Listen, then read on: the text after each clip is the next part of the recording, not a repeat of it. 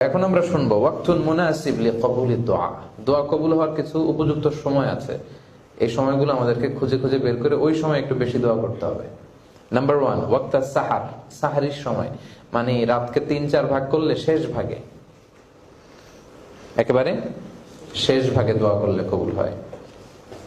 এবং ওই সময় সালাত অফার করলে আল্লাহ তার মর্যাদা বাড়িয়ে দেয়। ও মিনাল লাইলি ফাতাহাজ্জাদ বিহি নাফিলাতাল লাক আসা আন ইয়াবআসাকা রাব্বুকা মাকামান মাহমুদা। আল্লাহ তার সম্মান বাড়িয়ে দেয়।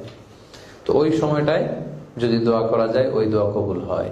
কারণ হাদিসে এসেছে আল্লাহ প্রতিদিন শেষ রাতে প্রথম আকাশের দিকে চলে আসেন বলতে স্পেশাল মনোনিবেশ করেন ওখানে, এবং আল্লাহ বলতে থাকেন আলা মিন মুস্তাগফিরিন আগফির আলা।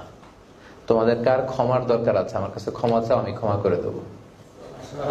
আলা মিন মুস্তারসিকিন আরসুকালা, কার ড্রেস নাই, জামা নাই, জামা চাও, জামার ব্যবস্থা করে দেবো। টাকা নাই, টাকা লাগবে দেব।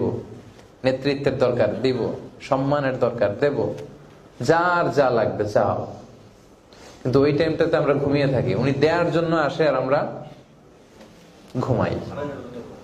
কি করি? আচ্ছা, তো এই জন্য এই যে বুদ্ধিমানরা কিন্তু ওই টাইমটাতে দোয়া করে, তাহাজ্জুদের সালাত অফার করে তারপরে দোয়া করে। ওই সময় দোয়া করলে দোয়া কবুল হয়। 1 নম্বর গেল।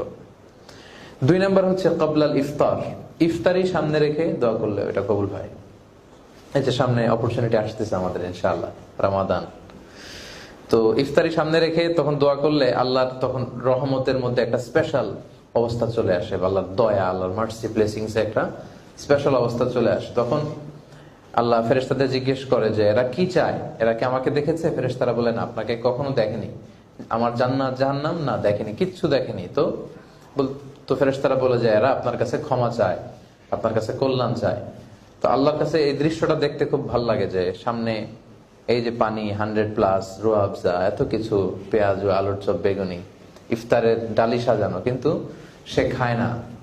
তারা ওয়েট করতেছে, they are waiting for the green signal, they are waiting for আজান। আজানটা হওয়া মাত্রই খায়। তো এই দৃশ্যটা আল্লাহর দেখে খুব ভালো লাগে। তখন আল্লাহ ঘোষণা করে এখন এই বান্দারা যা চাবে আমি তাই দিয়ে দেবো। সো এই যে অপরচুনিটি, এটা মিস করা যাবে না। ইফতারের আগে আল্লাহর কাছে চাওয়া। তাহলে 1 নম্বরে বললাম শেষ রাতে চাওয়া, 2 নম্বরে হচ্ছে ইফতারি সামনে রেখে চাওয়া। এটা করলে আল্লাহ কবুল করে। নাম্বার 3 বাইনাল আযানি ওয়াল ইকামা, এটা অনেকেই জানে না। সেটা হচ্ছে আযান এবং ইকামতের মাঝখানের সময়টাতে দোয়া কবুল হয়। আদ-দুআউ লা ইউরাদ্দু বাইনাল আযানি ওয়াল ইকামা। আযান হলো মসজিদে গেলাম, যে সুন্নাত পরে বসে রইলাম, মুয়াজ্জিন ইমাম এখনো আসছে না, আমরা অনেক সময় বসে থাকি, ঘড়ির দিকে তাকায় থাকি, এদিক সেদিক তাকায় থাকি। It's high time to make দোয়া। আপনার দোয়া করার একটা চমৎকার সময় এটা। এজন্য মোবাইলের নোটস এর মধ্যে দোয়ার কি কি লাগবে আপনার নোট করে নিয়ে যাবেন। আমরা সুপার শপে গেলে নোট করি, এটা লাগবে, ওটা লাগবে, ওটা লাগবে। বা ইউনিভার্সিটিতে কিছু কাজ করতে যাবো, প্রফেসরের সাথে দেখা, ওইখানে মিটিং, ওইটা অনেক নোটস। কিন্তু আল্লাহর কাছে কি চাইতে হবে এটা নোটস নাই, এটা নোট করতে হয়। আপনাদেরকে একেবারে প্রফেশনালি কিভাবে দোয়া করবেন আমি সব শিখাই দিচ্ছি আজকে। কি কি আল্লাহর কাছে চাইবেন, কারণ আল্লাহ আপনার সিনসিয়ারিটিটা খুব দেখে। আপনি এটা পাওয়ার জন্য কতটা সিনসিয়ার, ওইটার উপর বেস করে আপনাকে কতটুকু দিবে না দিবে আল্লাহ ডিসাইড করবে। সো আপনি আল্লাহকে দেখাবেন যে আল্লাহ দেখো আমি কতটা সিনসিয়ার, আমার এটা লাগবেই, দিতেই হবে আমাকে এটা। সো আপনি দোয়ার লিস্ট করবেন এবং অবসর সময়ে সুন্নাহ পড়লাম, ইমাম সাহেব আসে না, তখন এটা বের করবেন, তখন একটা একটা করে আল্লাহর কাছে চাইবেন, এগুলোর নাম উল্লেখ করে করে। তাহলে আযান এবং ইকামতের মাঝখানে যে সময়টা, এই সময়টাতে দোয়া করলে দোয়া কবুল হয়। আচ্ছা, এরপরে হচ্ছে দুবুরাস সালাওয়াতিল মাকতুবা, ফরজ সালাতের পরে দোয়া করলে কবুল হয়। আপনার ফরজ সালাত সালাম ফেরানো শেষ, তখন যে দোয়া করবেন এটা কবুল। হাত তুলে করতে পারেন, হাত তোলা ছাড়া করতে পারেন, তবে সালাম ফেরানোর পর আগে তাসবিহ পড়ে নিতে হবে। তাসবিহ পড়াটা হচ্ছে সুন্নাহ।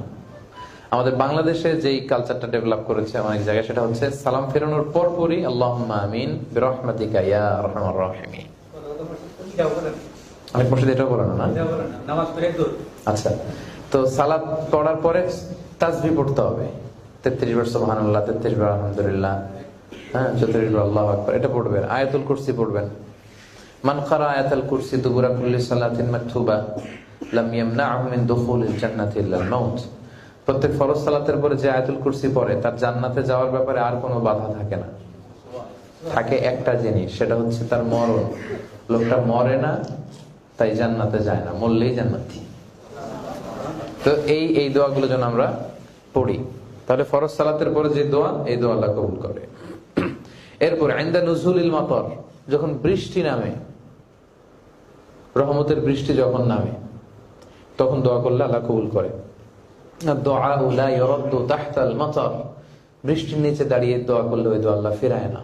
রহমতের বৃষ্টি, মালয়েশিয়াতে অনেক সুযোগ, প্রতিদিনই দোয়া করার সুযোগ।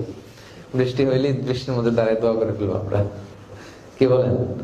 আচ্ছা, তবে যেই বৃষ্টিতে খুব ঘূর্ণিঝড়, ঠান্ডার, এগুলোতে না, রহমতের বৃষ্টি, ভাবসা গরম, গরমটা দূর করার জন্য আল্লাহ ধীরে ধীরে একটা বৃষ্টি দিলেন, রহমতের বৃষ্টি, আপনি দোয়া করবেন। বাংলাদেশে তো আজকে ফনি অ্যাটাক করার কথা। ফনি ফনি না ফেনি, ফনি না, ইন্ডিয়াতে চলে গেছে। আলহামদুলিল্লাহ, আল্লাহ হেফাজত করুক, ইন্ডিয়াকেও আল্লাহ হেফাজত করুক, কোন জনগোষ্ঠীতে যেন এটা আঘাত আনতে না পারে। আচ্ছা, তাহলে বৃষ্টির নিচে দাঁড়িয়ে দোয়া করলে এই দোয়া কবুল হয়ে যায়। এরপর ফিস সালা, সালাতেও দোয়া করার সুযোগ আছে তিনটা জায়গায়, খেয়াল করে শুনেন। নাম্বার 1, যখন আপনি সালাত শুরু করলেন, তাকবীরে তাহরিমা বাঁধার পরেই আমরা শুধু একটা দোয়া পড়ি, সুবহানাকাল্লাহুম্মা ওয়া বিহামদিকা ওয়া তাবারাকা ইসমুকা ওয়া তাআলা জাদ্দুকা ওয়া লা ইলাহা গায়রুকা, এই একটা দোয়া পড়ি। আসলে কিন্তু এখানে অনেক দোয়া আল্লাহ রাসূল সাল্লাল্লাহু আলাইহি ওয়াসাল্লাম করতেন। হ্যাঁ, ওয়াজজাহতু ওয়াজহিয়া লিল্লাযী ফাতারাস সামাওয়াতি ওয়াল আরদা হানিফা ওয়া মা আনা মিনাল মুশরিকিন, এই দোয়াটা কিন্তু আল্লাহ রাসূল সাল্লাল্লাহু আলাইহি ওয়াসাল্লাম তাকবীরে তাহরিমা বাঁধার পরে, তারপরে এই দোয়াটা করতেন, তাকবীরে তাহরিমা বাঁধার পরে। এটা আমরা ভুল করি, আমাদের বাংলাদেশে এটাকে জায়নামাজের দোয়া বলে। না, এটা জায়নামাজের দোয়া নয়, এটা আল্লাহ রাসূল সাল্লাল্লাহু আলাইহি ওয়াসাল্লাম কখনোই মুসাল্লা বা জায়নামাজে দাঁড়িয়ে পড়তেন না, তিনি তাকবীরে তাহরিমা বাঁধার পরে পড়তেন। এরকম আরো অনেক আছে, ইন্না সলাতি ওয়া নুসুকি ওয়া মাহইয়ায়া ওয়া মামাতি লিল্লাহি রাব্বিল আলামিন, এটা পড়তেন।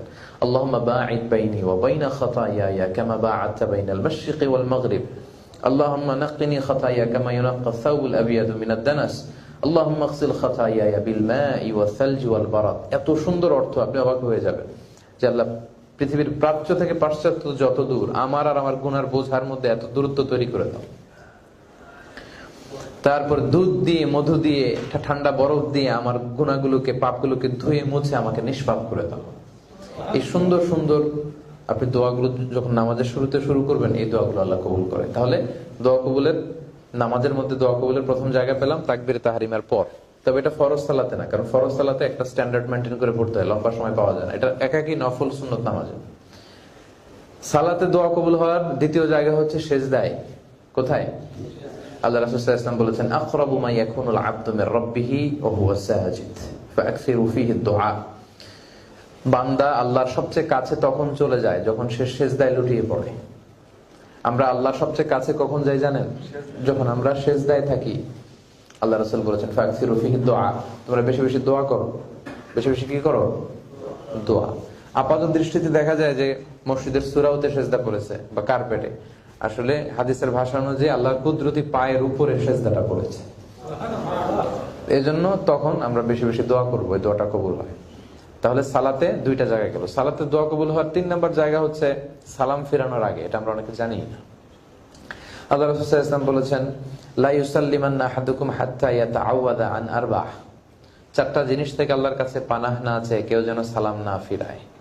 সে 4টা, এক হচ্ছে আন ফিতনাতিল আযাবিল কবর। আল্লাহ রাসূল পড়তেন, আল্লাহুম্মা ইন্না নাউযু বিকা মিন আযাবিল কবর, নাউযু বিকা মিন আযাবি জাহান্নাম, নাউযু বিকা মিন ফিতনাতিল মাহইয়া ওয়াল মামাত, নাউযু বিকা মিন ফিতনাতিল মাসিহিদ দাজ্জাল।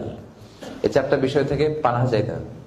তো এই দোয়াটা ছাড়াও অন্য দোয়া পড়তে পারেন। আমরা যেটা পড়ি, আল্লাহুম্মা ইন্নী যালামতু নাফসি যুলমান কাসীরা, আমরা এটাকে দোয়া মাসুরা বলি। এটা ছাড়াও আপনি অন্যান্য মাসনুন দোয়াগুলো কিন্তু পড়তে পারেন। তাহলে সালাতে ইস্তিগফার পড়তে পারেন।